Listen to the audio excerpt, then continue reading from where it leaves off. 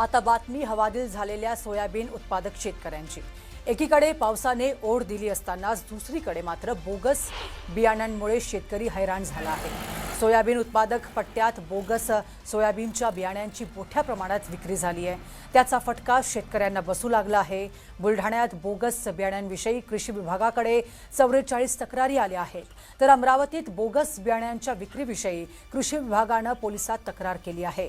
पण या बोगस बियाणे विक्रेत्यांवर कारवाई कधी करणार असा सवाल मात्र शेतकऱ्यांकडून विचारला जातोय।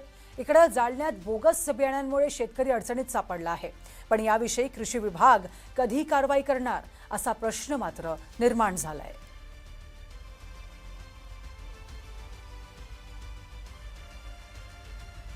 तर धाराशिव जिल्ह्यात खरीपाच्या पेरण्यांनी वेग आला आहे, पण पेरणीनंतर शेतकऱ्यांसमोर नवीन संकट उभं ठरलंय। पेरलेले सोयाबीनचे बियाणं उगवलं नाही, त्यामुळे शेतकऱ्यांवर दुबार पेरणीचं संकट ओढावलंय। धाराशिव जिल्ह्यातून कृषी विभागाकडे अनेक तक्रारी दाखल झाल्या आहेत। त्या शेतकऱ्यांशी आमच्या प्रतिनिधींनी बातचीत केली आहे, बघा। आम्ही महाबीज कंपनी 612 बियाणे घेतले होते। त्याची उगवू शकता एकदम 90% झाली नाही, 10% झाली। पावसाअभावी त्यात आहे ती मोड वाळून चाललेले आहेत। तक्रार करायला अधिकाऱ्याकडे गेलो तर ते म्हणतात त्या ग्राहक माणसाकडे तक्रार करा। किती नुकसान झालं तुझं सगळं? एक 15-20 हजार रुपयाचं नुकसान। 15-20 एक तर ओल नाही आणि बियाणाचा बी फटका आहे त्याच्यात। शेतकरी चौकून संकटात सापडलेला आहे। चौकून शासनाने या शेतकऱ्याची काळजी घ्यावी। आता जवळजवळ 90% नुकसान झालेले आहे। पाऊस नाही आणि जे ओल आहे का ते पण आता मराच्या स्थितीला आलंय। एकदम वाढ खुटलेली आहे त्याची, आता वाढणारच नाही। त्यामुळे सरकारने याला काहीतरी शेतकऱ्याची हे करून द्यावी, नुकसान भरपाई करून द्यावी। यवतमाळ जिल्ह्यातही काही वेगळी परिस्थिती नाहीये। जिल्ह्यात 2 लाख हेक्टर क्षेत्रात सोयाबीनची लागवड करण्यात आली आहे, मात्र काही शेतकऱ्यांचे बियाणे उगवलं नसल्यानं समोर आले आहे। त्यामुळे शेतकरी अडचणीत सापडतायत। जिल्ह्यात आतापर्यंत 400हून अधिक शेतकऱ्यांनी कृषी विभागाकडे याची तक्रार देखील केली।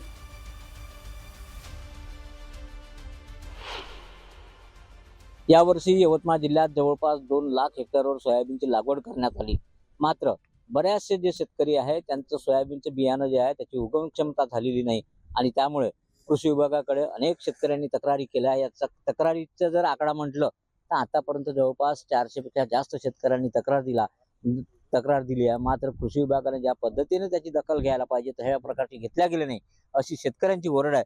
शेतकरी आपल्यासोबत, आपण त्यांना विचारूया नेमकं काय स्थिती आहे। दादा, किती शेती आहे एकंदरीत? सोयाबीनची काय अवस्था आहे? 18 एकर शेती आहे माझ्याकडे आणि त्यामध्ये 7 एकर सोयाबीनची लागवड केली होती। 7 एकर सोयाबीन मध्ये 7 एकर पहिल्यांदा टोबून सुद्धा चालले गेलेलं आहे। दुसऱ्यांदा दुबार पेरणी झाली आहे, ते पण चालले गेली आहे। आता पावसाने दांडीच मारली आहे, आता त्यामुळं खूप नुकसान झालं आहे। शेतकऱ्यावर अस्मानी संकट आलेलं आहे आणि आता ते शेतकऱ्यांना काही ना काही इलाज असतो, काही नाही काहीतरी आत्महत्याचं किंवा काहीतरी। एकंदरीत शेतकरी जो आहे तो या संपूर्ण परिस्थितीमुळे हादरून गेलेला आहे।